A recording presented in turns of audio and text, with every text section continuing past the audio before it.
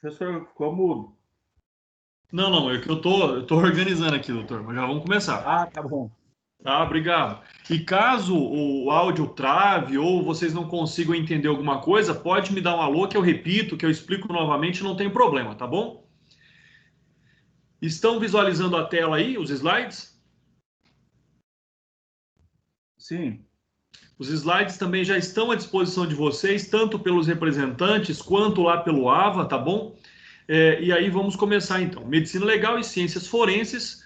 O nosso tema de hoje, como eu já havia dito, é a sexologia forense. E nós então iniciaremos aqui a nossa fala pelo estudo, pela análise aqui dos crimes sexuais. Eu trago aqui esse livro, que ele é um clássico aí da medicina legal, né? Que é a Sexologia Forense do Afrânio Peixoto. É um livro já tanto antigo, mas como eu disse, ele é um clássico aí e fica a referência dele também.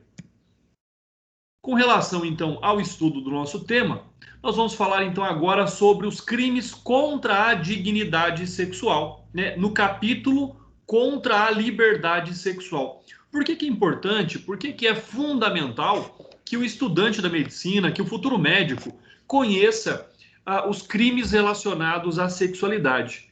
Porque não é incomum que vocês, durante o trabalho, durante a vida profissional de vocês, se deparem com pessoas que foram estupradas, com pessoas que foram vítimas de crimes relacionados à sexualidade, né? Então é fundamental saber como lidar com aquela situação, não só sobre o aspecto clínico, mas também sobre o aspecto jurídico e também o aspecto humano, né? Importante aqui dizer que o Código Penal, quando ele trata deste tema, ele usa duas terminologias bastante importantes. Ele usa a dignidade e ele usa a liberdade. Por que é importante, pessoal?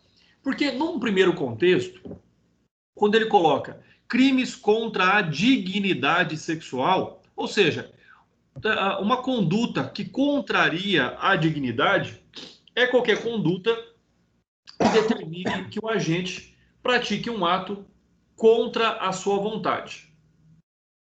Então, esse é um ato bastante importante, ou seja, a dignidade do ser humano, ela vai muito além de um sofrimento físico. A dignidade do ser humano, ela tem ali como encontro, ela tem como finalidade também o sofrimento moral, tá? Então, por isso que os crimes contra a dignidade sexual, nós sabemos que são condutas que nem sempre ferem o físico, mas com certeza ali, de algum modo, irão ferir o subjetivo daquela pessoa. E nem por isso vai deixar de ser considerada ilícita, tá? Então, são aspectos importantes. E quando nós abordarmos aqui a fala sobre o crime de estupro, nós vamos ver as novas tendências e as novas práticas do crime de estupro. Com relação à liberdade sexual, é quando não se dá a oportunidade do agente em fazer ou deixar de fazer alguma coisa. Então, esses dois termos são fundamentais para que nós possamos compreender os crimes relacionados à sexualidade. O artigo 213 do Código Penal, ele fala do crime de estupro. E aí, né, muito se fala, mas talvez pouco se conheça do crime de estupro. O artigo 213, então, vai dizer o seguinte: constranger alguém, esse constrangimento tanto pode ser mediante violência física ou grave ameaça, que aí seria uma violência psicológica, a ter conjunção carnal ou a praticar ou permitir que com ele se pratique outro ato libidinoso. Ou seja, aquilo tudo que vai ali gerar o prazer sexual, né? Existem algumas correntes importantes aí da literatura médica que dizem que o estuprador, que o criminoso, na verdade e por vezes, ele não busca ali a satisfação de um desejo sexual, mas ele busca praticar uma agressão como forma de vingança em razão de algum trauma, em razão de de alguma situação ali ter gerado nele algum tipo de lesão, né? Seja também lesão física ou lesão psicológica. Então, essa é uma questão. Nem sempre o estuprador pratica aquele ato como um ato de prazer sexual, né? E o exemplo que nós temos concreto seria o caso, por exemplo, do motoboy, né? Do maníaco do parque. Ou seja, onde todas as análises, todas as perícias que foram realizadas nas vítimas demonstraram que ali não existiam atos de prazer, mas existiam atos de tortura, atos de vingança. Por quê? Porque em tese, pelo que se apurou, ele era uma pessoa que tinha um problema de disfunção erétil, ou seja, ele só conseguia atingir o ápice ali da função erétil muitas vezes quando ele colocava a pessoa numa condição de submissão, de medo, né, de dor. E por isso que muitas vítimas do maníaco do parque, elas tinham sinais de mordedura, elas tinham sinais, os corpos eram colocados na condição ali de subjulgamento. E isso era, então, na verdade, um ato de vingança e não um ato, né, de prazer. Quando nós observamos ainda e falamos sobre o estupro, é importante lembrar que ele é considerado um crime hediondo, ou seja, ele é um crime muito mais grave do que outros crimes, tá? E, logicamente, que nós não vamos aqui abordar questões muito técnicas sobre o aspecto jurídico, mas sobre o aspecto prático, nós temos que lembrar que nos últimos anos, nos últimos meses, vê-se também a prática do estupro sem que haja necessidade do contato físico. E aí isso é uma novidade. Ou seja, né, até onde nós conhecíamos, o estupro era necessário que houvesse ali um contato físico, era necessário que houvesse uma violência física ou uma ameaça diretamente perpetrada contra a vítima. Mas hoje, o que se tem também é a prática do estupro virtual.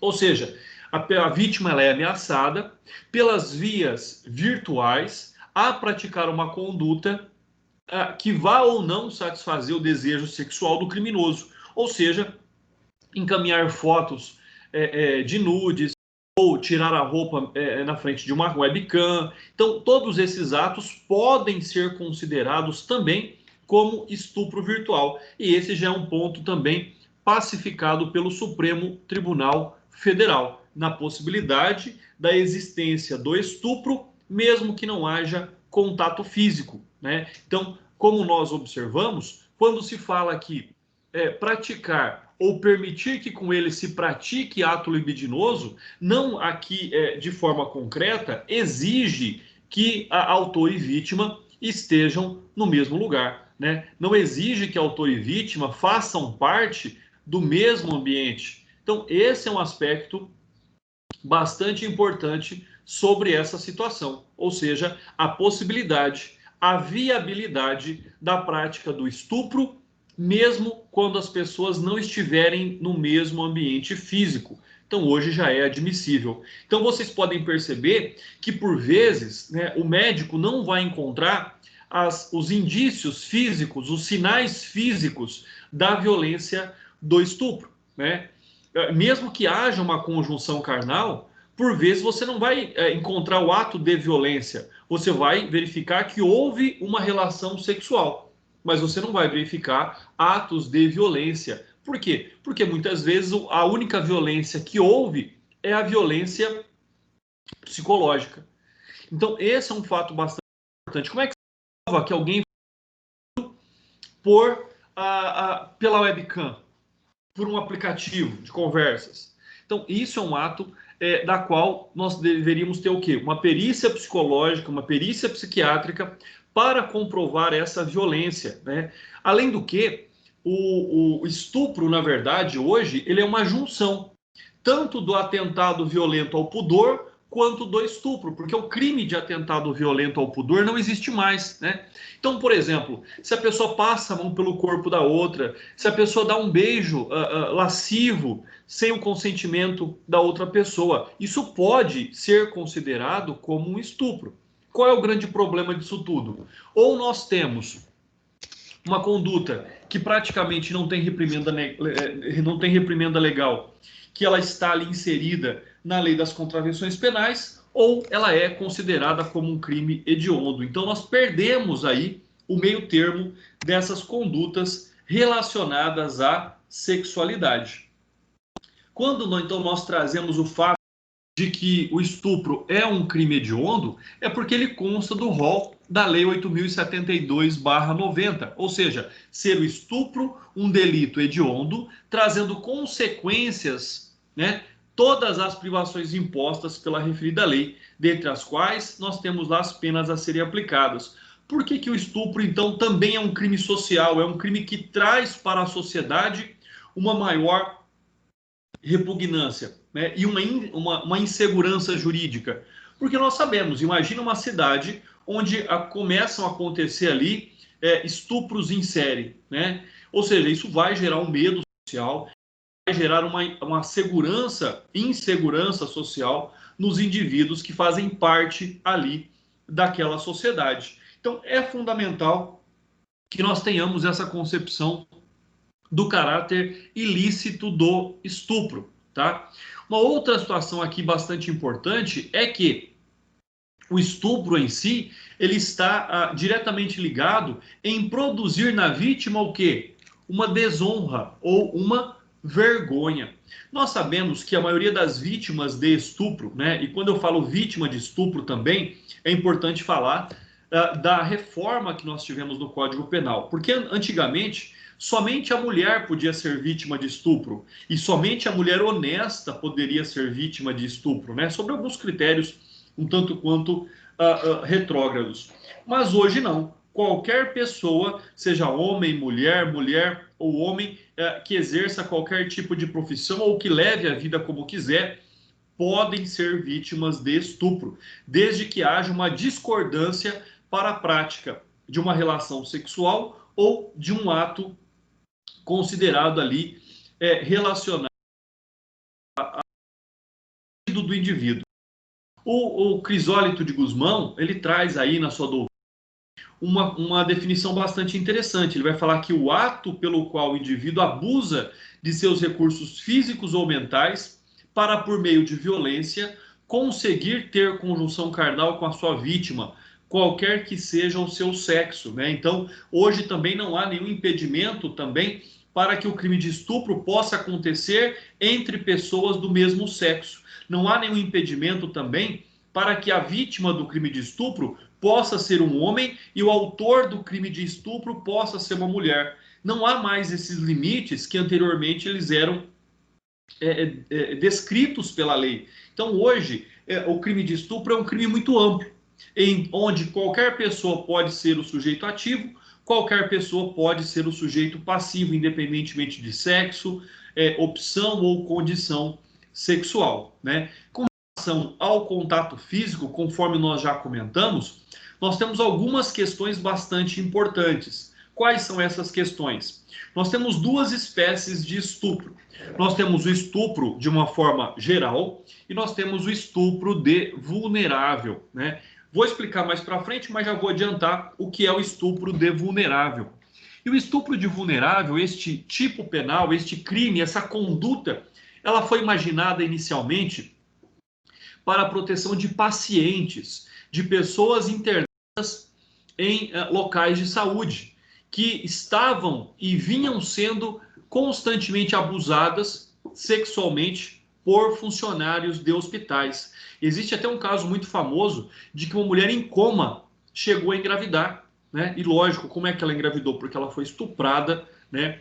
Ela era estuprada, na verdade, cotidianamente por um enfermeiro, enquanto o período dela em coma. Então, ou seja, percebam a gravidade dessa situação. Então, nós temos essas duas hipóteses. Nós temos o estupro e nós temos o estupro de vulnerável, que é aplicado às crianças, aos adolescentes, às pessoas com deficiência física ou mental, ou aquela que não possa ali exercer o ato de defesa, tá? E para isso, como eu já havia dito também, hoje, a melhor interpretação diz que não há mais a necessidade de contato físico entre as pessoas para que o crime de estupro venha, então, a acontecer. Então, são fatos, são situações que determinam essa situação. Ou seja, é uma questão bastante importante sobre o aspecto de que o crime de estupro é um crime de fato social. É um crime diretamente relacionado à proteção daquele que não pode se proteger em razão de uma ameaça, em razão de uma violência, em razão de várias hipóteses que limitem o seu poder de defesa contra o seu agressor. Quanto ao sujeito passivo e ativo, eu já disse para vocês, né, que depois da reforma da Lei 12.015 de 2009, passou a ser um crime comum, ou seja, podendo ser praticado de homem contra mulher, de mulher contra homem, de homem contra homem ou mulher contra mulher. Assim, não há mais que se falar no crime de estupro somente quando houvesse ali a conjunção carnal entre homem e mulher, né? Hoje não há mais essa necessidade, hoje não há mais nem mesmo o contato físico para que o crime possa acontecer, né? E a mulher que mediante então ameaça, obrigue o homem a ter com ela conjunção carnal, comete também o crime de estupro. O fato dela ser o sujeito ativo não eliminou o fato também de que existe ali e possa existir a conjunção carnal. Então, são questões aí bastante atuais, bastante novas sobre o crime de estupro. Algumas alterações aí bastante recentes ainda sobre essa interpretação, sobre a interpretação deste crime. Lógico que quando eu falo naquilo que vivemos hoje, nós não podemos esquecer aquilo que já foi no passado, como, por exemplo, aquilo que era determinado lá em 1830. Né? No 1830, nós tínhamos o quê? Nós tínhamos a distinção aqui de que só poderia ser vítima do estupro a mulher honesta. Ou seja, a mulher que fosse uma prostituta não era considerada como vítima do estupro, né? Já que para a lei daquele momento ela não era considerada como uma pessoa honesta, e isso fazia com que então ela também não pudesse ser vítima desse crime. Logicamente que com a evolução da nossa norma, em 1890, o que o legislador fez? Manteve essa discriminação contra a mulher que, em tese, não era honesta para o momento, tá? Então, ele manteve essa situação, mas mencionou que o estupro havia de ser como sujeito passivo, mulher honesta, ainda de 1 a 6 anos, então uma pena ainda muito pequena. Se a mulher fosse uma mulher pública ou prostituta, a pena seria de 6 meses a 2 anos. Então já incluiu a prostituta como a vítima deste crime, mas ainda manteve o critério ali, né, de mulher honesta. Nosso Código Penal atual de 1940, né, o que conteve? Manteve-se apenas a discriminação no tocante ao homem, afastando do contexto do estupro, mas deixou de considerar então a questão da honestidade da mulher como forma de vítima. E aí, com a Lei 12.015 de 2009, nos termos, né, dos preceitos constitucionais, igualou o homem e a mulher como possíveis autores e vítimas do crime de estupro. Então, hoje, depois de 2009, nós temos aí uma legislação muito mais igualitária, equânime, na condição aí de proteção, né, do ser humano contra o crime de estupro. E aí nós temos então a distinção bastante importante entre o estupro e o constrangimento ilegal, né? A pessoa ser constrangida a praticar algo e o crime de estupro. Para isso, né, eu cito aqui aquilo que decidiu o Tribunal de Justiça do Estado de São Paulo. Ele falava lá: estupro de vulnerável, conduta de beijar a boca de criança de 1 ano de idade que se encontrava no colo da avó. Desclassificação para a figura do artigo 146 do Código Penal, ou seja, constrangimento ilegal. Pretendida reforma do julgado para fim de condenar o réu nos termos da denúncia, que imputou a prática do artigo 217-A, que fala do estupro de vulnerável. Ato não configurador de crime hediondo. Conduta ousada e repugnante, porém sem a gravidade íncita dos crimes sexuais que, visando satisfação da lascívia do agente, atinge a dignidade sexual e impõe extremo sofrimento à vítima do abuso perpetrado. Contato boca a boca rápido e em plena via pública, desproporcionalidade entre a conduta praticada e a pena combinada pelo estupro de vulnerável. Então, ou seja, ali foi mantido o reconhecimento de um crime mais leve, ou seja, o constrangimento ilegal ao invés do crime de estupro, né? Por quê? Porque o ato é o que eu falei do beijo. O beijo pode ser considerado, por exemplo, um estupro, mas dependendo das circunstâncias, né, desde que não haja ali uma violência preponderante, desde que não haja uma conduta que vá atentar mais contra a dignidade do indivíduo, ele será desclassificado para uma conduta menos grave, né? Então, qual que é a diferença? Quando nós falamos em constrangimento ilegal, nós também temos lá o ato da violência, da grave ameaça. Mas qual é a finalidade? Fazer ou não fazer o que a lei permite, fazer ou não fazer o que a lei manda. Já quando nós estamos no caso do crime de estupro, também há um constrangimento por meio da violência ou da grave ameaça, mas a finalidade é distinta, que é ter conjunção carnal, praticar ato libidinoso ou permitir que com ele se pratique ato libidinoso. Então percebam que o núcleo da conduta ele é diferente. O estupro tem conotação sexual, o constrangimento ilegal não tem conotação sexual. Então, aí dá para a gente poder distinguir uma coisa da outra. Uma outra questão também aqui bastante interessante é a distinção entre o crime de estupro e a importunação ofensiva ao pudor. Então, o que é que nós temos dentro dessa diferença, né? Aqui, pessoal, a gente tem também que manter, logicamente, sempre aí a nossa mente aberta para tentar compreender o lugar e se colocar no lugar da vítima. Porque, olha só, em se tratando de crime hediondo, no caso, o crime hediondo, nós sabemos que é o estupro. Em se tratando de um crime hediondo, a pena mínima é de 6 anos, né, a ser cumprida lá no regime fechado, em penitenciária de segurança média ou máxima.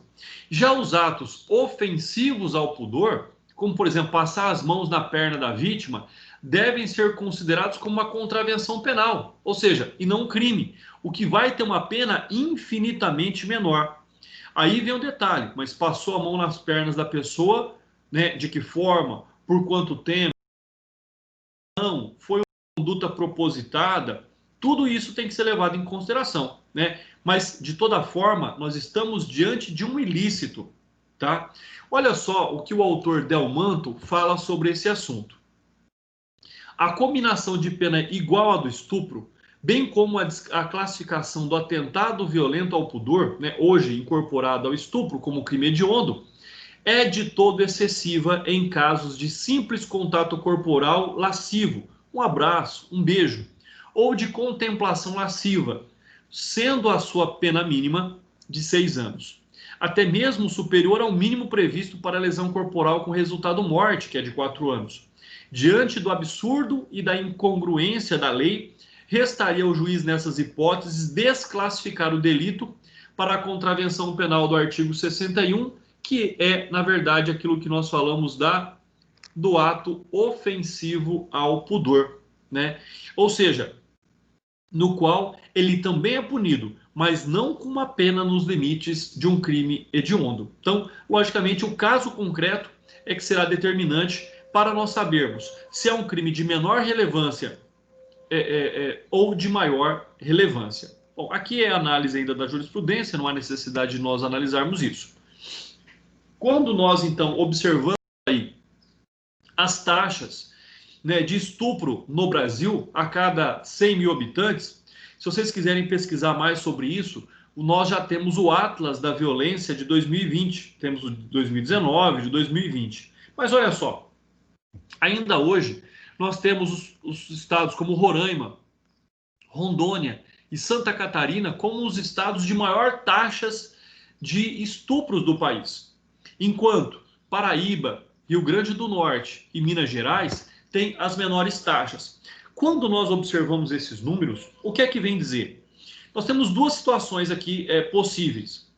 Primeiro, que de fato eles aconteçam nesses estados da forma que é previsto, e nesses taxa, né, por termos regiões bastante pobres e bastante ali onde as pessoas têm pouca instrução, muitos não denunciam aí a prática do crime de estupro. Então são números importantes, mas não são números absolutos, né? Outra questão é também a questão das causas do estupro, pessoal. Nunca será a roupa da mulher ou do homem, nunca será a questão da pessoa estar embriagada ou não, por incentivo daquilo que diz a televisão, pela reação do clima, ou seja, conforme as campanhas publicitárias, a culpa e a causa do estupro sempre é aí o estuprador. Nada é capaz de justificar um crime sexual contra quem quer que seja, independentemente da situação e da condição em que essa pessoa esteja. Mas nós sabemos que muitos estupros,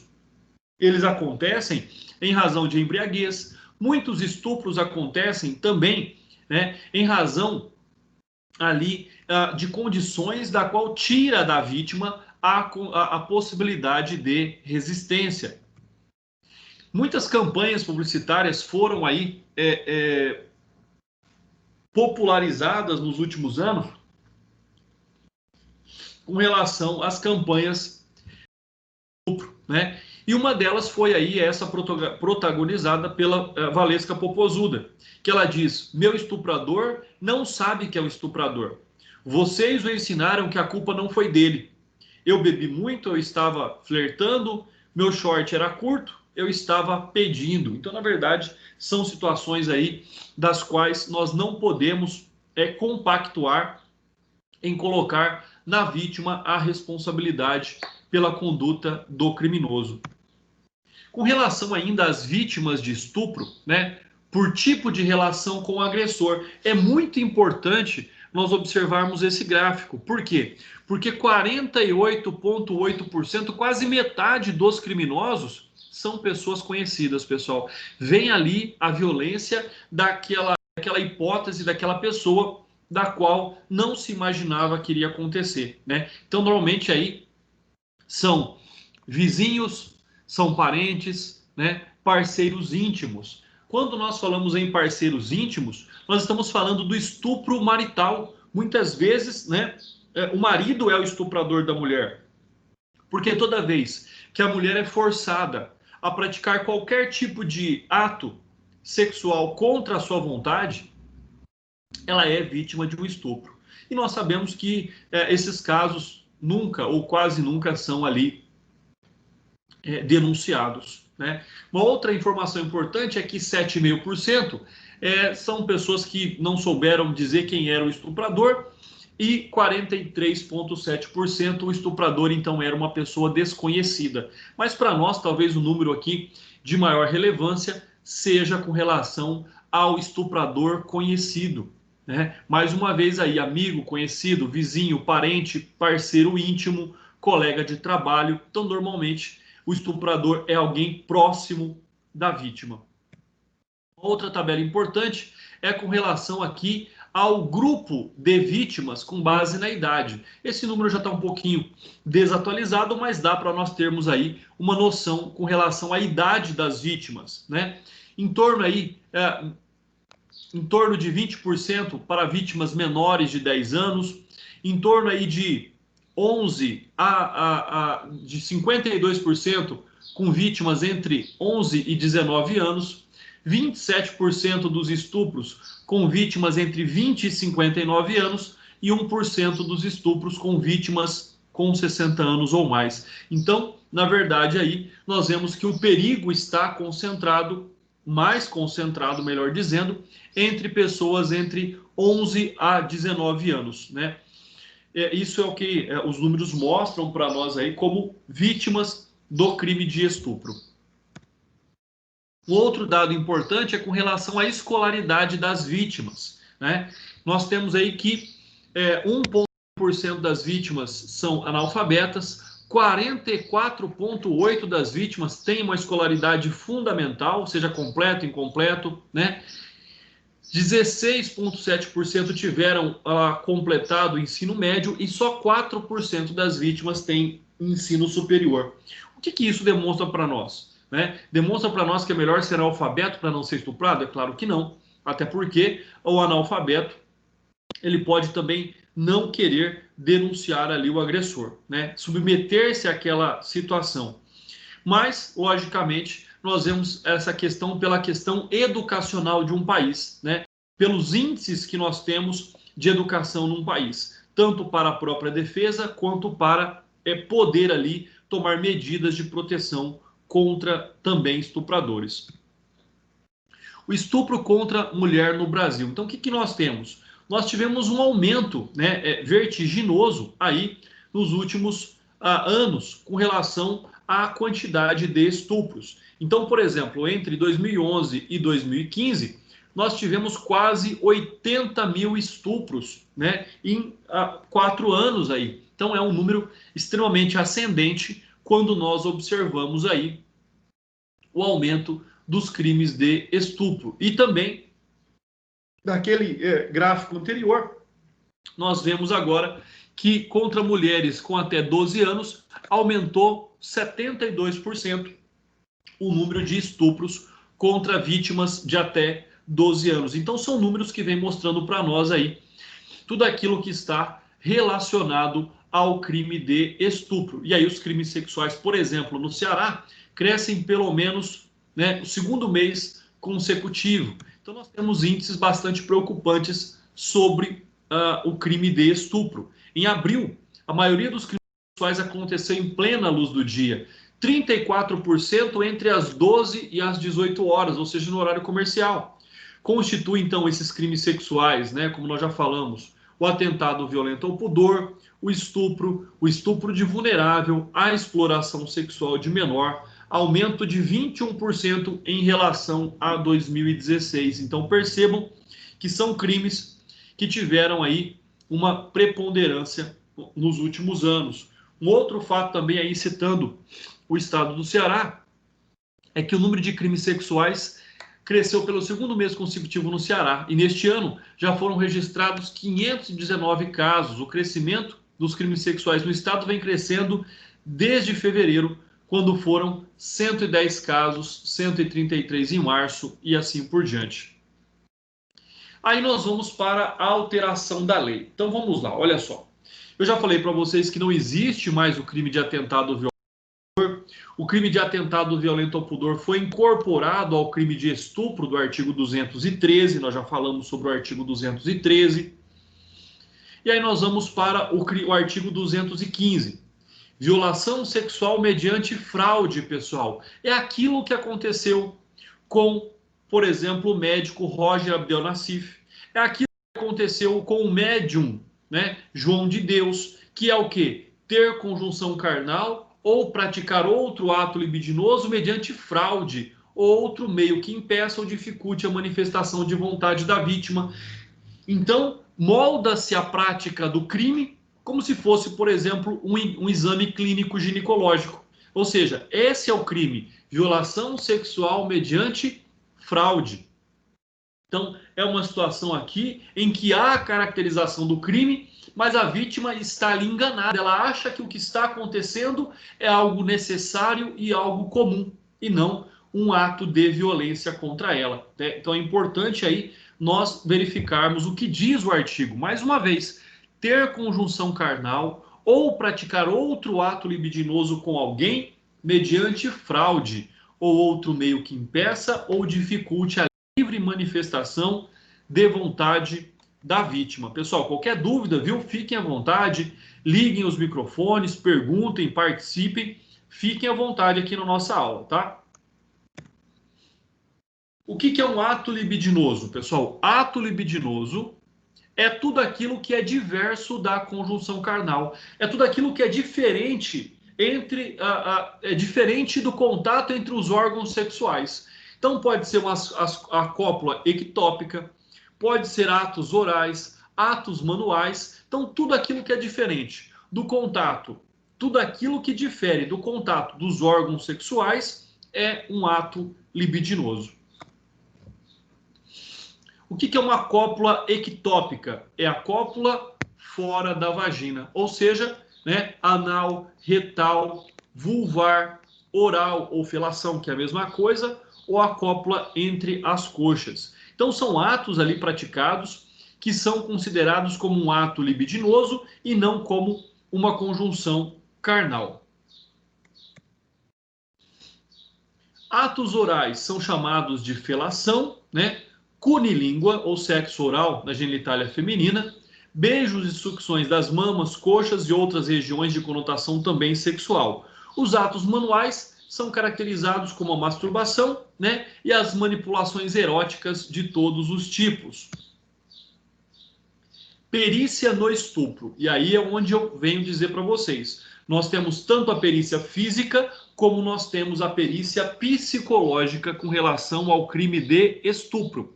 Qual é o principal objetivo desta perícia? Demonstrar que houve a conjunção carnal ou a penetração vaginal quando nós estivermos falando de mulheres virgens, normalmente aqui de crianças, né? Ou mulher com a vida sexual pregressa, ou seja, eu tenho sinais de que o ato sexual foi praticado, né? E no caso de uma mulher virgem, eu tenho o sinal de que houve ali a ruptura do ímen, ou seja, que é um sinal de violência. A ausência de consentimento pelos sinais de violência efetiva ou presumida, que é onde eu coloco, muitas vezes nós não temos violências físicas. Um exemplo concreto de um julgado há alguns anos atrás foi que uma mulher foi rendida por um criminoso. O criminoso disse para ela que se ela não resistisse, ele não iria machucar, né? Colocou a arma na cabeça dessa mulher e essa mulher disse o seguinte: olha, o senhor vai me estuprar. Se eu resistir, o senhor vai me matar. O senhor pode usar preservativo para que eu não seja contaminada com uma doença ou eu não venha engravidar? O criminoso concordou. O criminoso, com a arma na cabeça da mulher, concordou em usar preservativo para estuprá-la. Esse ato foi considerado pelo juiz como se a mulher tivesse concordado com a violência sofrida. Mas que concordância é essa com uma arma na cabeça? E esse estuprador foi absolvido. Lógico que o tribunal reformou essa decisão e condenou esse estuprador. Porque o juiz disse que a mulher havia, então, tacitamente concordado com a prática do ato, quando ela pediu para que o estuprador usasse preservativo. Percebam a total incoerência desse julgamento. Percebam a total ilegalidade da compreensão desse juiz, pessoal. Essa mulher é vítima. Essa mulher foi vítima do crime de estupro. Ela não tinha opção. E aí ela tentou se preservar da melhor forma possível, né? Nós também temos aí as provas biológicas que permitem a identificação do estuprador, conforme nós vimos nas aulas anteriores, por exemplo, a utilização do luminol para encontrar material biológico na cena do crime, nas vestes ou até mesmo na vítima, tá? E aí nós temos o exame de ímen, né? Ou seja, o ímen é anormal sem orifício, o ímen anular, o ímen semianular, né?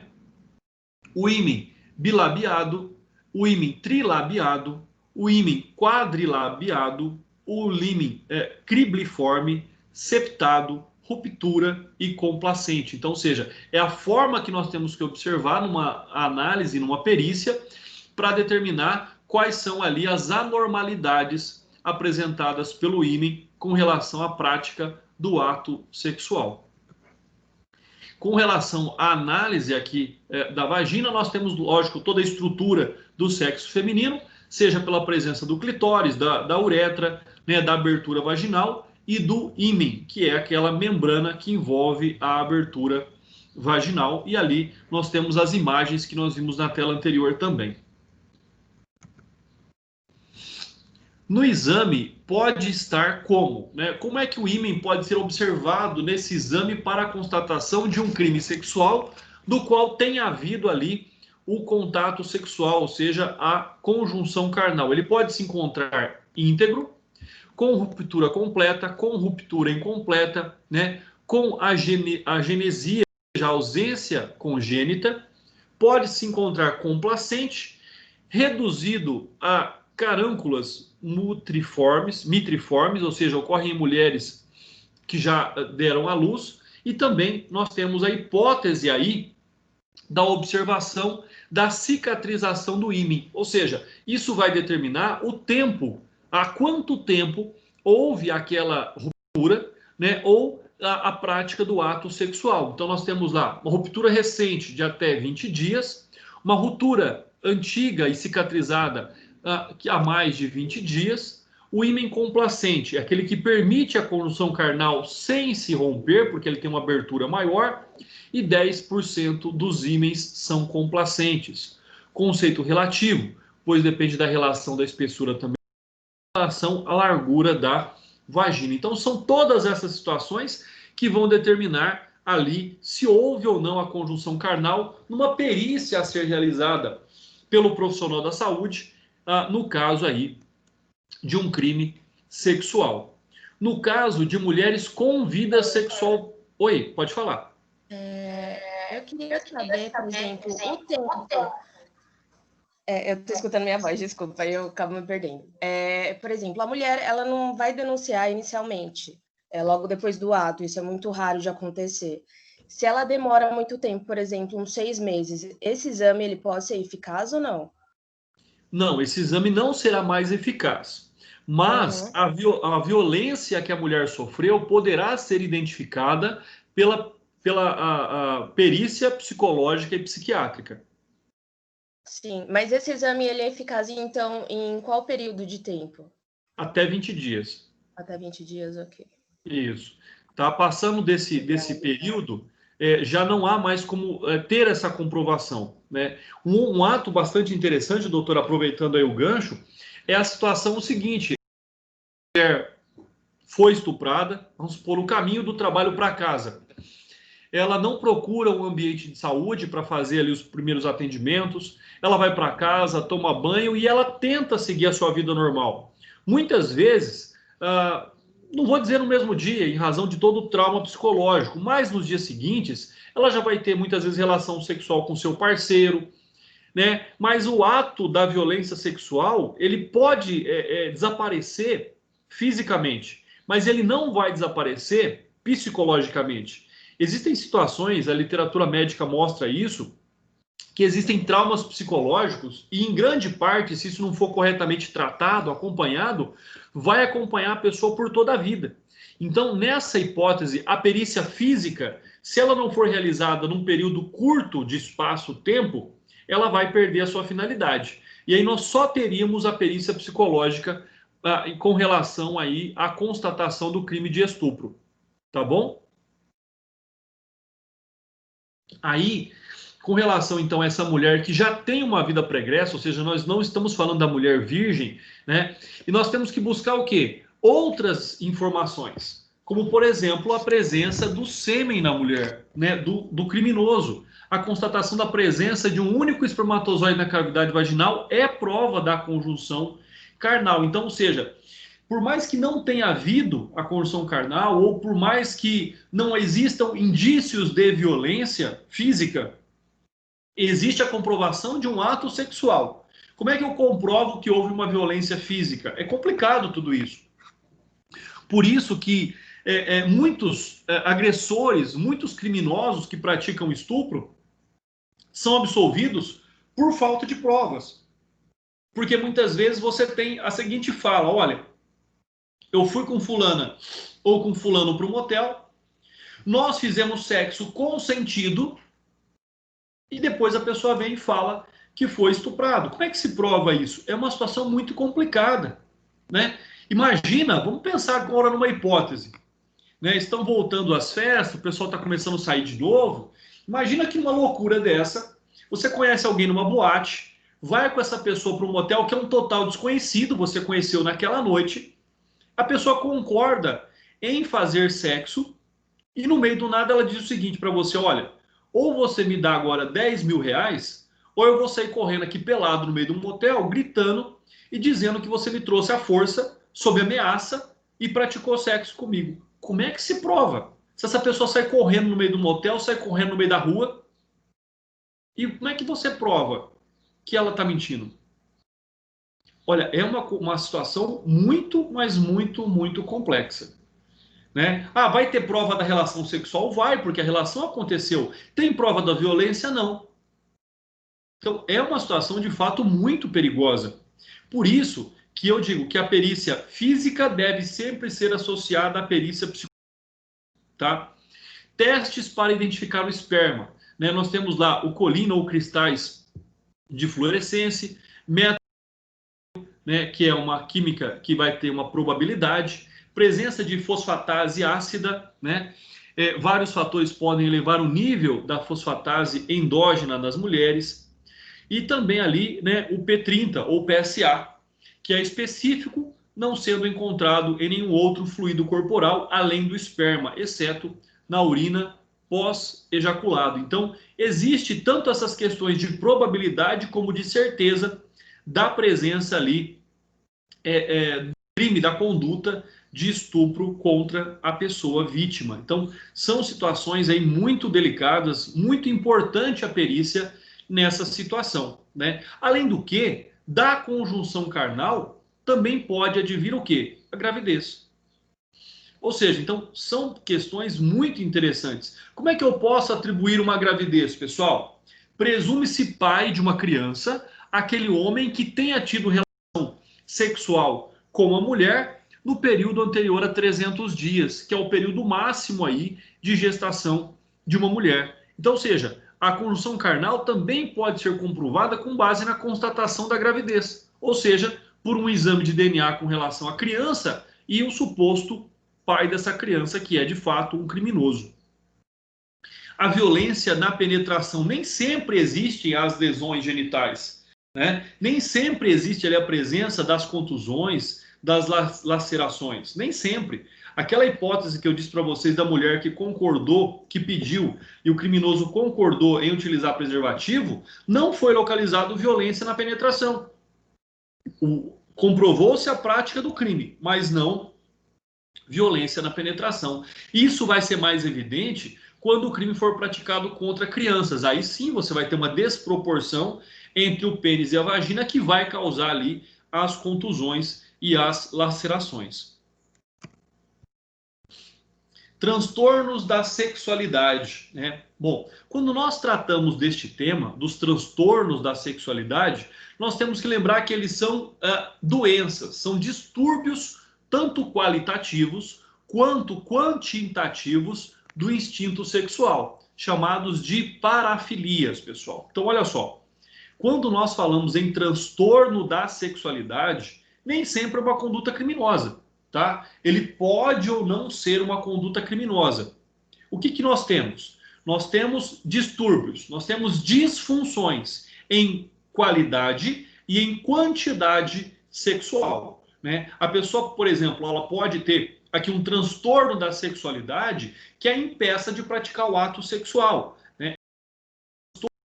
Sexualidade que, por exemplo, ela deseje incessantemente a prática de ato sexual ou que ela tenha aversão do ato sexual. Então, são transtornos de sexualidade, são patologias que devem ser tratadas, que devem ser ali equilibradas num contexto de convivência social. Né? O que é que isso, quais são os principais sintomas para que nós possamos observar a presença de transtornos de sexualidade?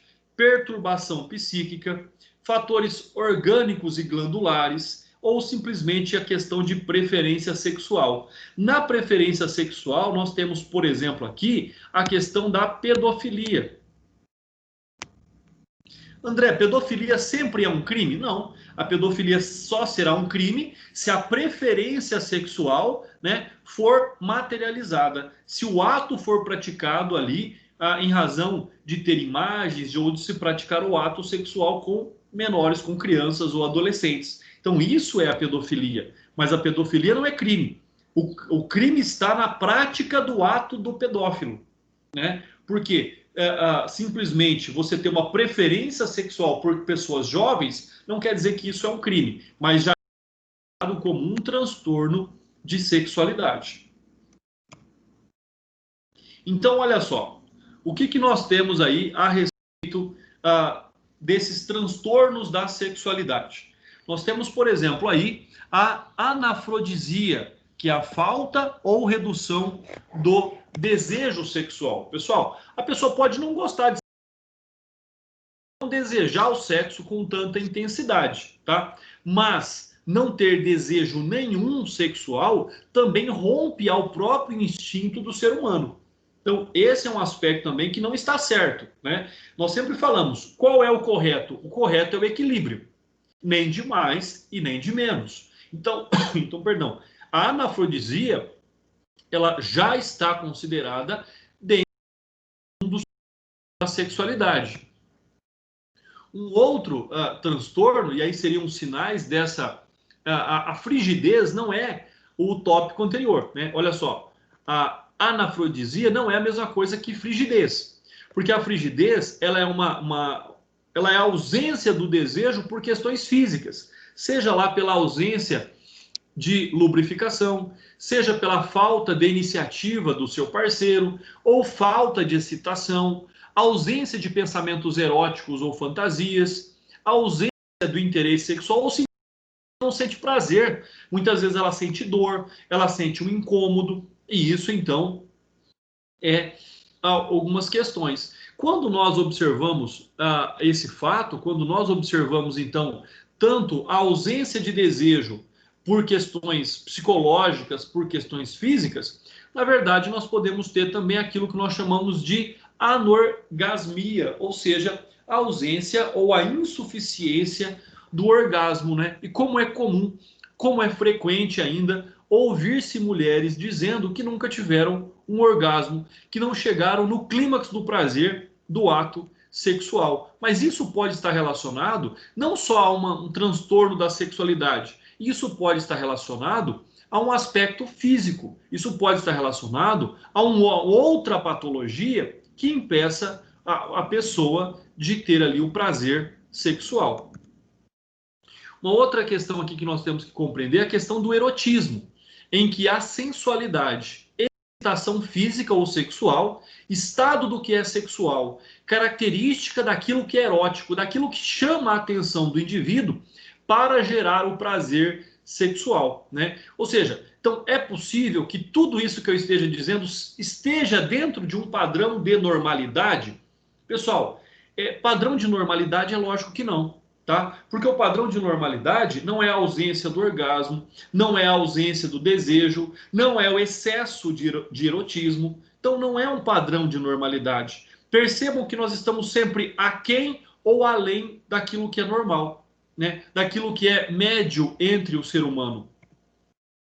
O autoerotismo, né? Freud falou muito sobre essa questão do erotismo. As obras de Freud são fantásticas nesse sentido. E ele dizia que o autoerotismo, né, consistiria no seguinte, e o próprio Freud, né, o sublinha, que não haveria surgimento dos objetos se não houvessem objetos bons para mim. E este seria o critério. O autoerotismo ainda seria, pois, a atividade sexual do estádio narcisístico, né, da distribuição da libido. Em circunstâncias normais, a libido do ego pode ser transformada sem impedimento em libido objetal e que está ou pode novamente ser devolvida ao ego, seja o narcisismo primário ou o autoerotismo, né? A questão da autoobservação, do autodesejo, do narcisismo, eu, tudo eu para mim, só. Então, assim, são questões bastante interessantes aí tratadas por Freud também. A erotomania, né, a psiquiatria, a patologia, demonstração exagerada, percebam, mórbida, de sentimentos amorosos, atração excessiva por contatos sexuais, exagero mórbido, psiquiatria, patologia, sentimento obsessivo por sexo, mania de sexo. Então, a erotomania, né, é uma situação em que a pessoa ela começa a sentir como se fosse um estado de ausência do ato sexual. E isso vai determinar também como acontece, por exemplo, com uma droga, em que a pessoa tem o estado de abstinência, seja aqui daquilo que o ato sexual produz. O freudismo, né, que os indivíduos se aproveitam de aglomerações em transportes públicos ou em outros locais de aglomeração com o objetivo de esfregar ou encostar seus órgãos genitais, principalmente em mulheres, sem que a outra pessoa perceba ou identifique suas intenções. Então, são várias questões aí que são comumente vistas numa realidade de cidades maiores e transportes coletivos, né? E tivemos casos, lógico, que ultrapassaram o que nós estamos dizendo, que foi aquela hipótese, aquela situação em que o homem ejaculou na mulher lá no metrô, né? Acho que foi no metrô, no ônibus, não sei. Mas, então aí já foge, nós já estaríamos diante de um ato de estupro, né? Conforme a melhor interpretação aí. Então, né, caminhar por um espaço público. Oi, doutora, pode falar. Nesse caso do homem que ejaculou na mulher dentro do ônibus, ele foi absolvido, sendo que ele tinha várias passagens pela polícia pelo mesmo ato. Então, isso é um ato absurdo também de compreender, né? Como é que uma pessoa pode ser absolvida de uma conduta como essa? E o erro, nesse caso concreto, já começou da interpretação da própria delegada. Eu fiquei assustado, porque a delegada não disse que era um ato de estupro. A delegada indiciou ele como se fosse simplesmente a importunação sexual, ou seja, uma conduta mais leve. Então, olha só como condutas como essa acabam aí incentivando ou dando a aparência de crimes sexuais. Então, é um total absurdo, né, uma decisão jurídica como essa. É um total absurdo. Professor, eu acho que por isso muitas mulheres não denunciam, né? Porque pelo medo, pelo constrangimento e também porque a justiça muitas vezes é falha nessa questão, entendeu? Com certeza. E a mulher estuprada, ela vai ser apontada pelo companheiro, ela vai ser apontada pelos familiares, ela vai ser enxergada e apontada de forma negativa no seu local de trabalho, como se ela ainda fosse culpada por aquele ato. Eu sei de um caso concreto onde a mulher foi estuprada e o marido largou dela. Ou seja, que culpa ela tem de ter sido vítima? Ah, mas o marido disse não, a minha mulher teve contato com o pênis de outro homem e eu não quero mais ela. Olha o absurdo que nós chegamos. Então, são situações que, de fato, trazem para a mulher exatamente o que a doutora disse: o medo, o desânimo e o total descrédito com a denúncia de crimes sexuais. Eu acho que é bem isso.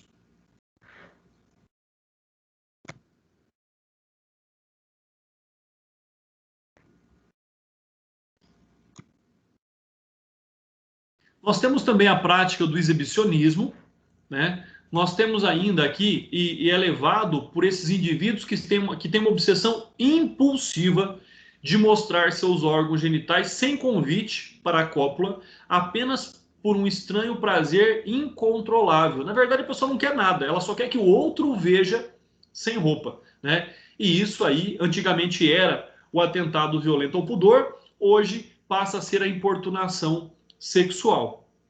Só que aí tem alguns detalhes que nós temos que compreender. Aqui existe o dolo, existe a vontade de que a pessoa veja o outro.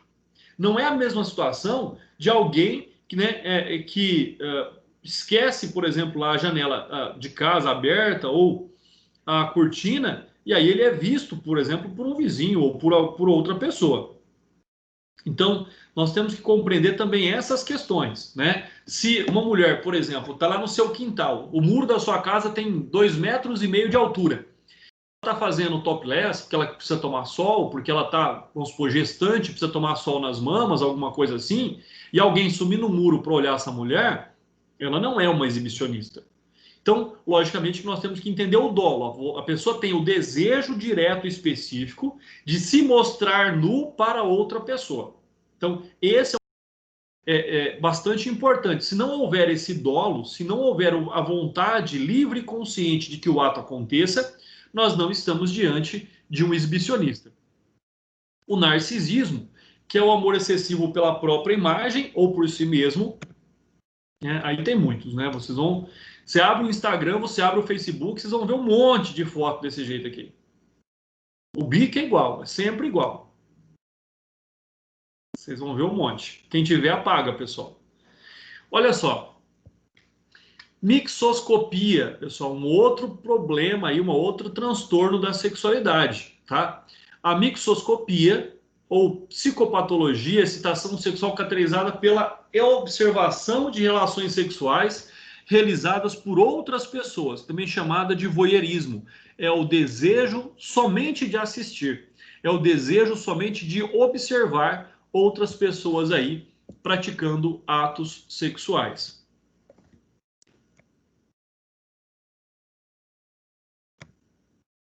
Amor por uma determinada parte do corpo ou por objetos pertencentes à pessoa amada, né? Aí nós estamos diante do início já de um fetichismo, né? O fetiche com relação aos pés, o fetiche com relação... eu vi essa semana uma matéria também, que uma modelo, acho que é uma modelo tcheca, ela ganha mais de 50 mil reais por semana por vender para os seus fãs a água do seu banho, né? Então olha só onde é que a coisa acaba chegando aí. E aí nós temos então uma relação aqui agora sobre algumas espécies de transtornos da sexualidade, como por exemplo a lubricidade senil, né? É bastante comum, pessoal, a manifestação sexual exagerada em determinadas idades, sendo sempre sinal de perturbações patológicas, como a demência senil ou a paralisia geral progressiva. Costuma surgir em pessoas cuja longa existência foi honesta e correta. Então, algumas condutas a gente vê sendo praticadas por idosos, você fala assim, nossa, que velhinho sem vergonha. Pessoal, na verdade, isso faz parte, isso pode aparecer naquela pessoa que viveu a vida inteira, muitas vezes reprimida com relação à sua sexualidade, e lá no momento de senilidade, ele acaba desenvolvendo a lubricidade senil, né? O pluralismo, né? Também chamado de troilismo, homenagem a Troar, que consiste na prática sexual em que participam 3 ou mais pessoas. Pessoal, é uma prática que vem se tornando aí, né, lógico, não de forma clara, mas sim de forma velada, comum, principalmente nos grandes centros ou em grupos fechados de indivíduos. Nós temos também o swapping, a prática do heterossexual que se realiza entre integrantes de 2 ou mais casais, conhecido como trocas de casais, ou swing, né, também conhecido. A gerontofilia, também chamado de cronoinversão, que consiste na atração de indivíduos jovens por pessoas de excessiva idade. É o que eu estou dizendo. Nem tudo é crime. Mas você vai ver uma disfunção, você vai ver uma alteração daquilo que se considera como normal, como conduta médio aceitável pela sociedade. Pode fazer? Pode, fica à vontade. Mas vai fugir, talvez, de um padrão. Não sei se esse padrão está certo ou está errado, cada um é livre para fazer o que quiser, mas vai fugir de um padrão. Nós temos aí a cromoinversão, seria a propensão erótica de certos indivíduos por outros de cor diferente. Torna-se grave quando se torna excessivo e compulsivo. Pessoal, a pessoa ser atraída por uma pessoa de uma raça diferente, pessoa de cor diferente, não tem problema nenhum. Isso é opção. Isso é atração. O problema é quando isso se torna obsessão. A obsessão é o problema. A obsessão é a finalidade do estudo aqui daquilo que nós nos propusemos a estudar, que é o transtorno da sexualidade. Então, é essas questões que nós temos que observar. Nós temos ainda a etnoinversão, né? É uma variante da anterior, sendo a manifestação erótica por pessoas de etnias diferentes. A riparofilia manifesta-se pela atração de certos indivíduos por pessoas desasseadas, sujas, de baixa condição social e higiene. Mais comum no homem, pessoal. Olha, casos aqui de extremo transtorno. Dolismo, né? O termo vem de doll, ou seja, de boneca, que é a atração que o indivíduo tem por bonecas e manequins, olhando ou exibindo-as, chegando a ter relações com ela.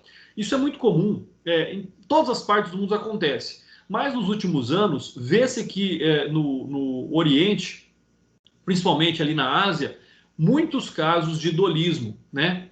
Dom Juanismo, personalidade que se manifesta compulsivamente em conquistas amorosas, sempre de maneira ruidosa e exibicionista, ou seja, aquela pessoa que conquista para depois largar e sempre vive de conquistas, tá?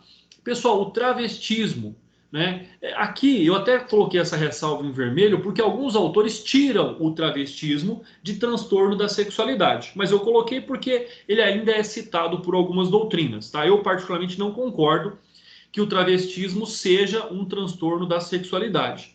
Ocorre em indivíduos heterossexuais que se sentem impelidos a vestir-se com roupas do sexo oposto, fato este que rende a ele uma gratificação sexual. Mas alguns autores ainda utilizam aí como transtorno da sexualidade.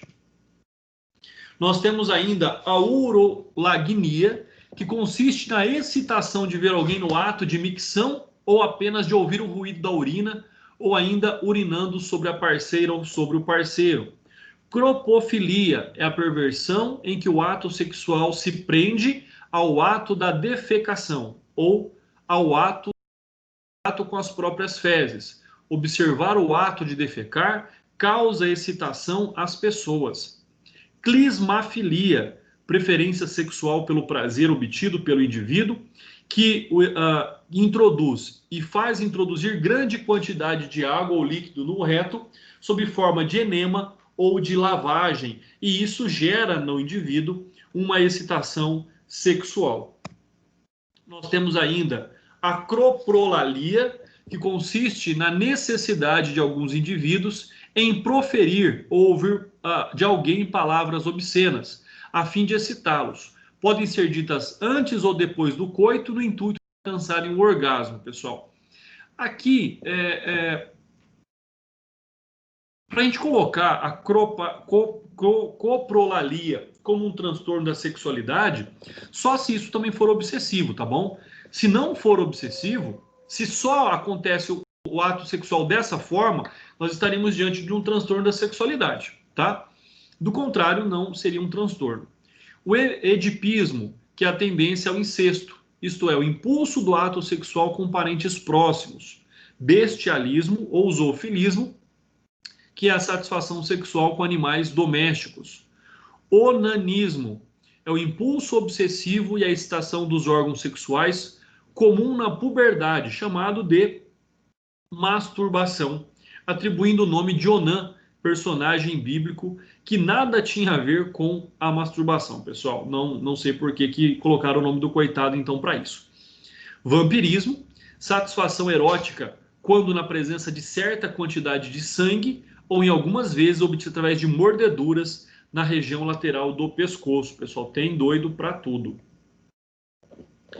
Necrofilia manifesta-se pela obsessão e impulso de praticar atos sexuais com cadáveres. Já existem aí notícias, né, de que o corpo da vítima foi retirado do túmulo para que o ato fosse praticado. Sadismo, desejo e dor com o sofrimento da pessoa amada, exercido pela crueldade do pervertido, podendo chegar à morte, também chamado de algolagnia ativa, né? Então, olha só, quando o desejo é na dor do outro, o sofrimento é do outro, que causa um prazer no agressor, é sadismo. O contrário é o masoquismo, que é a busca do prazer sexual pelo sofrimento físico ou moral, também chamado de algolagnia passiva. Então, quando a pessoa sente prazer em sofrer ou ser ali abusado moralmente, é masoquismo. Quando ele deseja o prazer e tem o prazer em razão de causar o sofrimento no outro, é o sadismo, né? Pigmalionismo é o amor desvairado pelas estátuas, difere-se pelo dolismo, tá? Isso acontecia muito no passado, onde em Roma antiga, na Grécia, onde as estátuas elas eram desejadas, vamos pensar assim, sexualmente.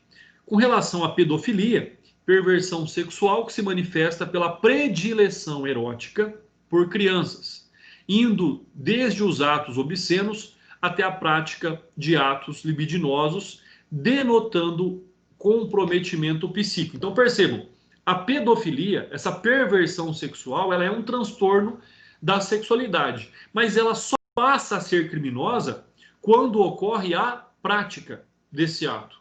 Se não houver a prática, é só um transtorno de sexualidade. Se houver a prática, passa a ser uma conduta criminosa. Pessoal, com relação agora à gravidez, parto, aborto e infanticídio. Bom, primeiro nós temos que compreender o que é a gravidez, né? A gravidez, ela se confunde com o ciclo gravídico. Por quê? Porque ela pode ser definido entre, né, o que o ciclo gravídico ele é definido? Como o período de tempo entre o momento da fecundação com a fixação do óvulo na parede uterina e a expulsão do feto e seus anexos através do parto. Então, a gravidez, ela tem essa mesma confusão ela seria, em tese, todo o período gestacional. Isso é gravidez, é o ato da concepção. Qual a importância do diagnóstico da gravidez, né? As perícias realizadas com relação à gravidez, tanto para a determinação da paternidade, quanto os casos de simulação e dissimulação de gravidez, na hipótese do infanticídio, quando a mãe mata o próprio filho durante ou logo após o parto, estando ela sob o efeito do estado puerperal, nós vamos falar sobre isso daqui a pouco. Atestado de gravidez para fins administrativos ou trabalhistas, prova da violência carnal, ou seja, a gravidez pode ser resultante de um estupro, impossibilidade de anulação do casamento ou meio de contrair novas núpcias. Então, a gravidez é um fato bastante importante. Quando eu falo aqui em meio a impossibilidade ou possibilidade de contrair novo casamento, por quê? Porque o casamento pode ser anulado, uma das hipóteses aí de anulação do casamento é quando um dos consortes, o marido ou a mulher, não avisou o outro que era infértil, por exemplo, né? Por isso que se faz aqueles exames pré-nupciais. Por quê? Porque eu posso ter o desejo de não casar com alguém que seja estéril, né? Ou sendo estéril, eu quero esconder, eu quero enganar a pessoa, dizendo que nós poderemos ter filhos biológicos futuramente. Então esse é um ato, é uma possibilidade de anulação do casamento. A gravidez, estado no qual a mulher traz dentro de si o produto da concepção. E tempo de gravidez, que eu já comentei com vocês, onde o tempo mínimo é de 180 dias, o tempo médio é de 280 dias e o tempo máximo é de 300 dias a gravidez. Por isso que vamos supor, uma mulher está grávida. Vou dar um exemplo que eu vi há muitos anos atrás. Uma menina de 12 anos ficou grávida. Ela ficou grávida logo após a festa de peão lá na sua cidade, o rodeio da sua cidade. E aí, foi se procurar quem era o pai da criança. E ela apontou 28 nomes. Ou seja, durante a festa do peão, ela ficou com 28 homens. Então, ou seja, nessa situação, todos eles foram submetidos a um exame para poder constatar quem de fato era o pai da criança, para que assumisse então a paternidade, mas todos foram responsabilizados pelo estupro de vulnerável, tá? Porque todos praticaram o ato sexual com a menor de idade. Mas importante, né? Um outro fato também bastante interessante aqui é com relação, muitas vezes, ao direito sucessório. Imagina que a criança nasça 320 dias depois da morte do marido falecido da mulher. Bom, quer dizer que ele não é filho do falecido marido. Mas se ela nascer dentro dos 300 dias após o falecimento do seu pai, do falecido marido da mulher, pode-se presumir que seja dessa pessoa. E aí, logicamente, os exames é que vão determinar se de fato é filho ou não, né? Com relação à fecundação, nós temos lá que ela pode acontecer pela conjunção carnal como regra, pelo ato libidinoso, né, como fecundação artificial ou fecundação exógena, ou seja, a fecundação em proveta, tá? Então, as formas de fecundação podem ser tanto carnal, por ato libidinoso de forma acidental, inseminação artificial ou a exógena, que seria a fecundação in proveta, fora do útero. Com relação ainda ao ciclo menstrual, né? Muitas mulheres utilizam ali a tabelinha, tanto para buscar uma gravidez, quanto para evitar uma gravidez, né? Lembrando que o ciclo menstrual da mulher é de 28 dias, podendo este número variar entre mulher e mulher, e ali o próximo do 14º dia é o período mais fértil que a mulher tem, ou seja, entre o 11º e o 17º dia ali do período menstrual. Então é o período mais fértil que essa mulher pode ter, e onde ali se concentram a prática de atos sexuais quando o casal deseja ali a gravidez. Existe, logicamente, ali para a mulher, né, uma idade em que ela se torna infértil. Este fenômeno, porém, não acontece para os homens, pessoal. O homem morre sendo fértil, tá? A mulher, ela tem um período da sua vida já na terceira idade, já caminhando ali para a terceira idade, melhor dizendo, né, em que ela não mais vai ovular e aí ela se torna infértil. O homem, a partir do momento em que ele adquire a fertilidade, ele será fértil até morrer. Com relação ao ciclo gravídico, né, logicamente nós temos que compreender que ele se inicia com o óvulo, se alojando ali na parede uterina, né, da qual nós temos o nome de nidação. E a partir deste momento, durante ali os próximos 9 meses, o óvulo irá se desenvolver pela divisão celular, transformando-se inicialmente num embrião, desenvolvendo-se até o 3º mês. A partir de então, já é considerado como feto, e aí vai se desenvolvendo até o momento do parto, né? O período é marcado pela amenorreia, ou ausência de menstruação. Então, durante o período gravídico, fora raras exceções, a mulher não vai menstruar. Mas existem casos em que a mulher continua menstruando durante todo o período gravídico. Em alguns casos, a mulher nem sabe que está grávida e aí é surpreendida pelo nascimento de uma criança. O ciclo gravídico termina com a expulsão completa do feto e seus anexos, né, chamado ali de dequitação, do ventre da mãe, e após o parto, o organismo passa por um processo de volta às condições pré-gravídicas, marcado pelo ciclos menstruais, chamada de puerpério. Por isso que existe o período puerperal, que é esse período ali onde a mulher retornará na sua condição física, na sua condição biológica e na sua condição hormonal ao estado anterior à gravidez, né? Por isso que a mulher, logo após o parto, ela tem, na verdade, ali uma explosão de sentimentos, ela tem ali uma grande quantidade de alterações físicas e psíquicas, em razão tanto de hormônios quanto de outras características, que podem gerar na mulher alteração nesse estado puerperal, né? E aí conduzindo para uma depressão pós-parto, que aí já é um momento posterior e muito mais psíquico do que físico.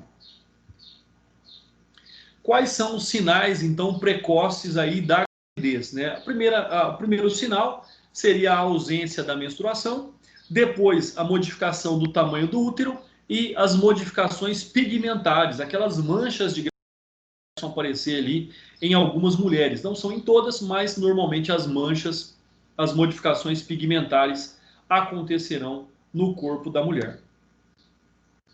Com relação aos sinais certos de gravidez, são aqueles sinais objetivos de gravidez, nós vamos dentre os batimentos cardíacos fetais, até movimentos fetais passivos e ativos, radiografia e ultrassonografia, né? E a presença aí da gonadotropina coriônica, que é um hormônio secretado pela placenta, né? Que por sua vez só existe onde existe feto, pessoal. Isso é um fato bastante interessante. Onde há placenta, há feto. Não havendo placenta, não há feto. Isso é um critério importante de observação naquelas hipóteses onde a mulher nega que tenha dado à luz, né, e tenha lá ocultado o fruto da concepção. Com relação ao parto, né, o parto é um processo fisiológico onde o produto da concepção, tendo alcançado um grau adequado de desenvolvimento, é eliminado pelo útero materno. O puerpério, como nós já falamos, ele ocorre entre o fim do parto e a volta do organismo materno da mulher às condições pré-gravídicas, né?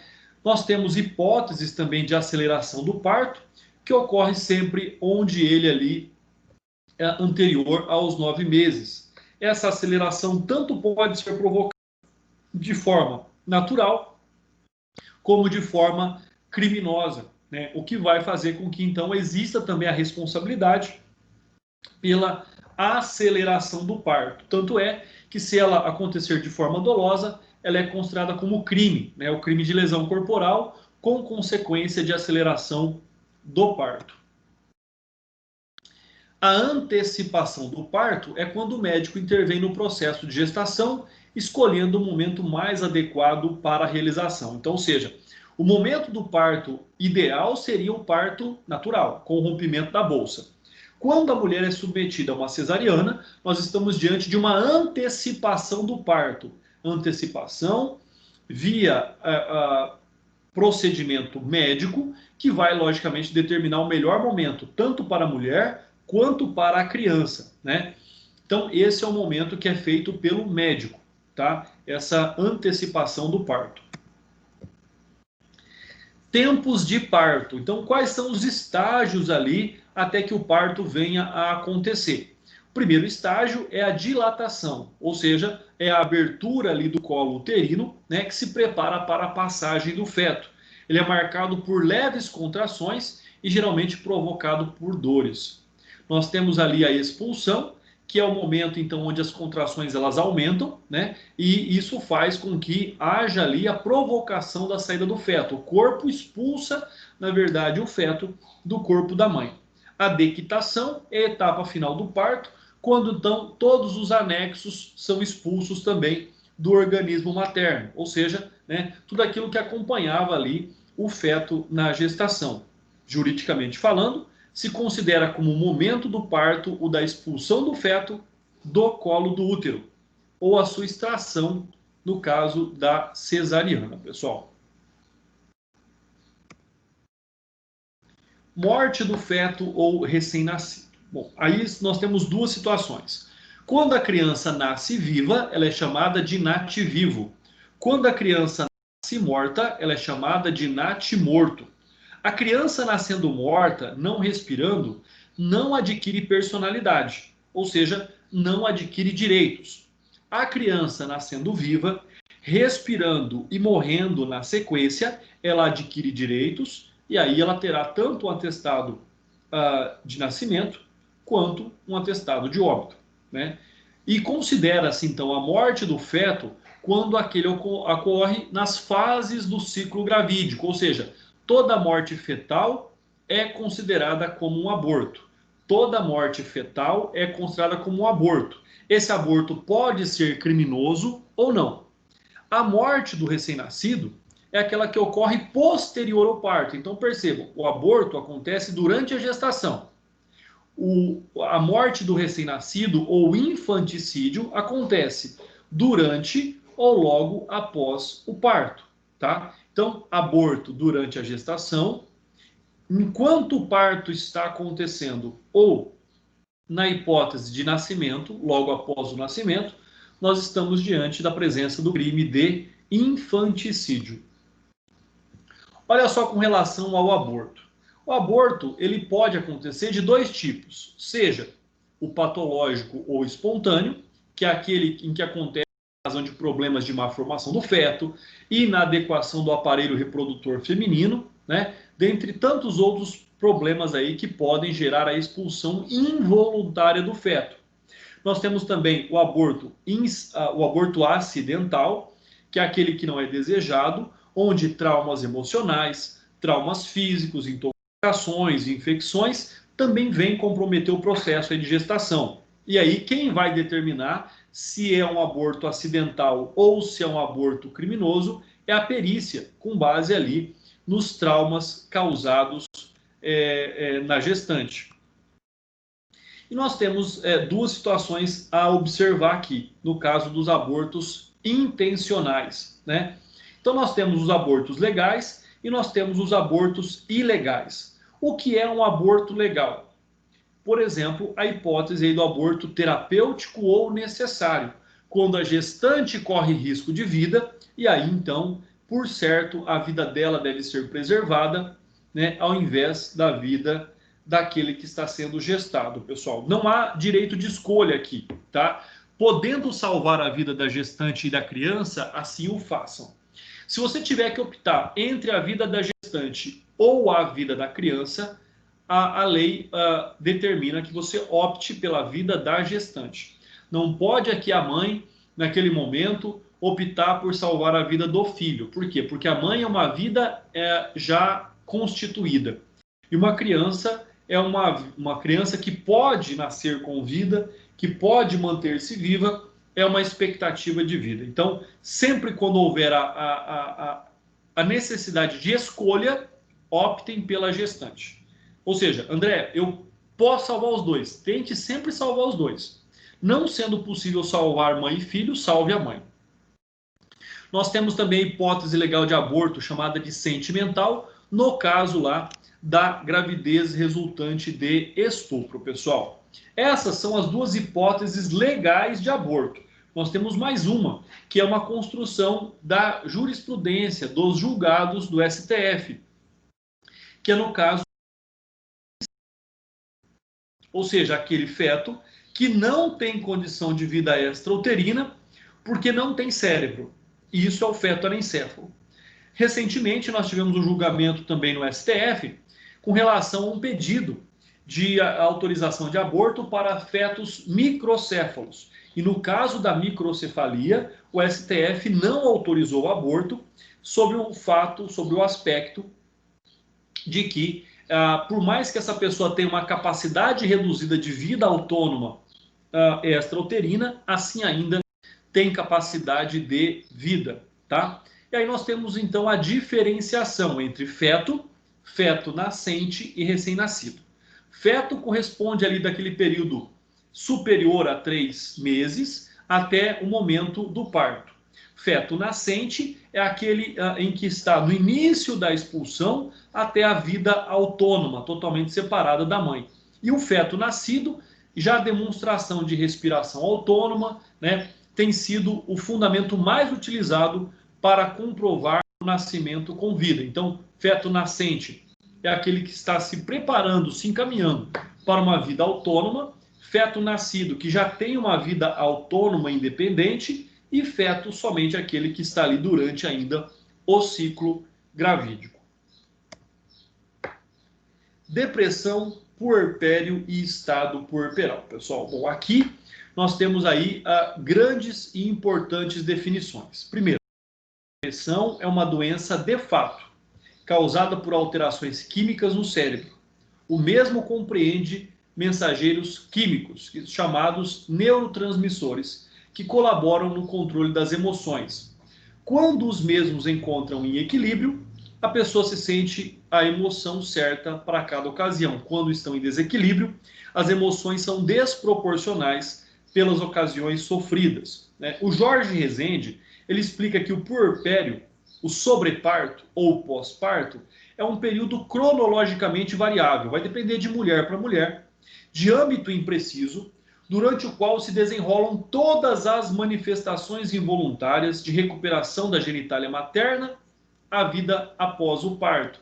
Então nós temos ali que esse período, né, por não ser certo, vai em tese ali na primeira semana da mulher, né, onde ela vai sofrer os estados ou a alteração puerperal. Como eu disse, alterações físicas, alterações psíquicas e alterações biológicas com relação ali, né, hormonais, com relação ao pós-parto.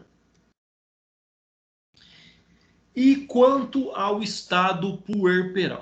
Bom, vamos lá. O Damásio, evangelista de Jesus, diz que o estado puerperal é o conjunto de perturbações psicológicas e físicas sofridas pela mulher em face do fenômeno parto. Já o Gleisbach, ele vai falar que é um estado de comoção, de extenuação segundo o grau do curso do parto, também dependente do estado do ânimo da parturiente, né? O Washingtonburg, ele vai dizer que é particular o estado de falta da orientação ou do desatino.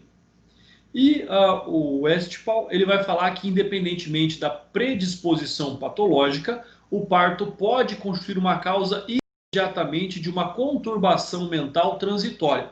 Pessoal, tudo também está diretamente relacionado ao estado físico, ao estado biopsíquico dessa mulher. Por quê? Se ela teve uma gestação tranquila, apoiada pelo seu parceiro, pelos seus familiares, com certeza ela terá o estado puerperal muito mais amenizado.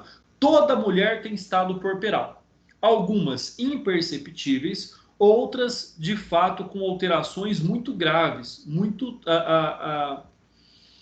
incontroláveis até por alguns aspectos.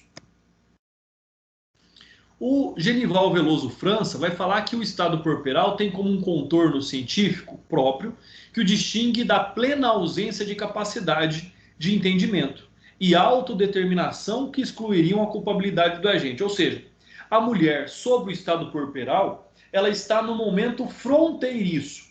Ou seja, ela não é plenamente capaz e também não é considerada plenamente incapaz. E sobre a conduta dela para a prática do crime de infanticídio, o Almeida Júnior e o Costa Júnior vão dizer o seguinte: nele se inclui os casos que a mulher, mentalmente sã, mas abalada pela dor física do fenômeno obstétrico, fatigada, sacudida pela emoção, vem a sofrer um colapso de senso moral, uma libertação de impulsos maldosos, chegando por isso a matar o próprio filho. Então é aquela mulher que está nesse estado fronteiriço da personalidade, né, que não tem capacidade plena, mas também não está ausente de capacidade, que mata o próprio filho durante ou logo após o parto. Então, de um lado, nem é alienação mental, nem é uma semi-alienação. Do outro, nós temos a frieza de cálculo, a ausência de emoção e pura crueldade. Mas a situação intermediária pode até dizer normal, da mulher que sobre o trauma da parturição e de denominado por elementos psicológicos particulares, se defronta com um produto talvez não desejado e temido de suas entranhas, que é o filho. Tá? Então, quando nós pensamos aí no estado psicológico da mulher, né, o livro que nós seguimos aqui em Medicina Legal é o do Delton Cross e o do Delton Cross Jr., eles vêm dizer que a influência do estado puerperal não deve ser confundida pelos doutos julgadores e aplicadores da lei com o conceito obstétrico de estado puerperal. Uma coisa é o estado puerperal físico da mulher.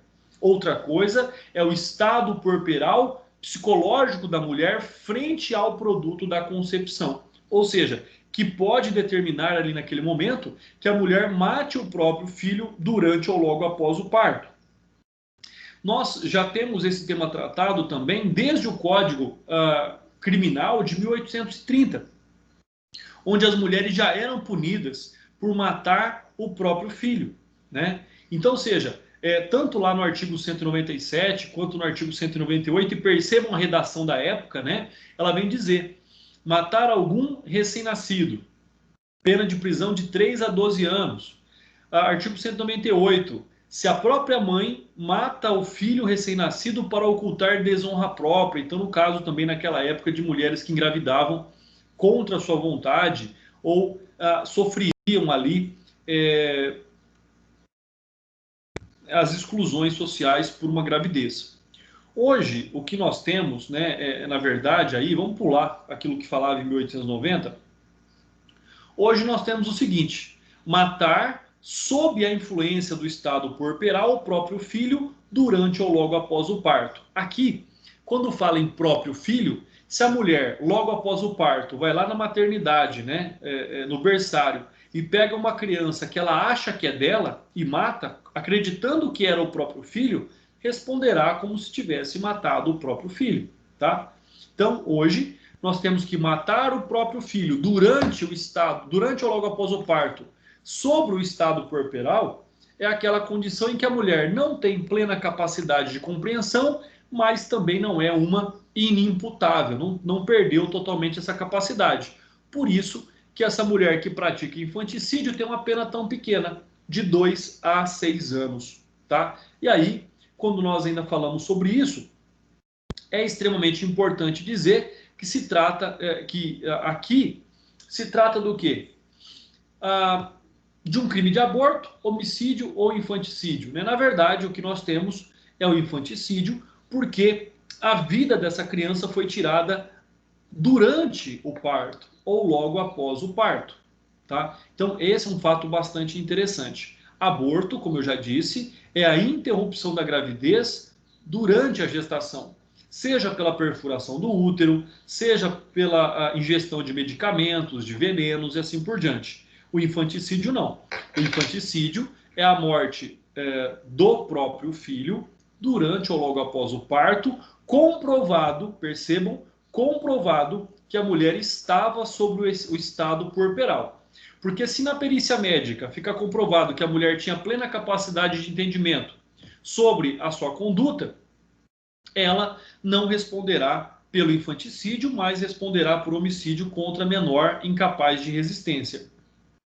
E aí eu agradeço a presença de todos vocês, agradeço aqui a companhia de vocês, meus mais de 30 alunos presentes aqui nessa manhã, pela aula, pelo acompanhamento, pessoal. E com relação à nossa atividade, com relação à atividade dessa aula, como nós já estamos próximos das 11h40, tá? Eu vou deixar ela disponível para vocês até às 18 horas. Então vocês têm até às 18 horas para realizarem a atividade aí da nossa aula, tá bom? Já que nós acabamos nos estendendo um pouquinho mais, então vocês têm até às 18 horas para fazer a atividade relativa aí à nossa aula, pessoal. Se tiverem alguma dúvida, eu estou à disposição. Não tendo... Oi, Obrigado, professor. Quem já fez atividade pode sair? Doutor, desculpa que eu não entendi. Quem já fez atividade pode tirar aula? Pode sim, doutor. Quem já fez atividade pode sair, né? A aula está encerrada. Quem quiser fazer atividade até às 18 horas, fique à vontade também. Tá. Professor, tira só uma dúvida que eu tive quando eu estava fazendo a atividade. Tem uma pergunta que fala assim que quando chega uma mulher no pronto-socorro, eu não lembro o termo, é uma hemorragia uterina, se eu não me engano. Sim. E ela fala que fez um autoaborto. Então, autoaborto seria o quê? Autoaborto é quando a mulher ela tira por querer ou o feto ela aborta sem querer? Vamos lá, ó. O aborto, doutor, pode ser praticado da seguinte forma: a mulher praticar a manobra abortiva em si mesma, vamos supor que ela tomou um remédio ou ela perfurou o útero, ela pode autorizar que outra pessoa pratique o aborto em si, quando ela não tem condição ou coragem de fazer, ou o aborto pode ser praticado por um terceiro contra a vontade dessa mulher. Então, nessa hipótese aí, ela desejou o aborto e ela praticou a manobra abortiva em si mesma. Certo. Aí, nesse caso, quando essa paciente chega no pronto atendimento, no UPA, Sim. eu devo iniciar lá o tratamento dela, né? E logo após chamar a autoridade policial? Doutor, aí nós temos uma questão, tá? Essa é uma mudança muito recente também na nossa... Na legislação não mudou ainda, mas é uma mudança de interpretação. O primeiro passo é registre tudo no prontuário médico dessa paciente. Esse é o primeiro passo, tá? E aí a questão se vai chamar a autoridade policial ou não, vai depender do seguinte: primeiro, a confissão dela foi uma confissão ao profissional da medicina: olha, doutor, salva minha vida porque eu pratiquei o autoaborto, eu não queria essa criança.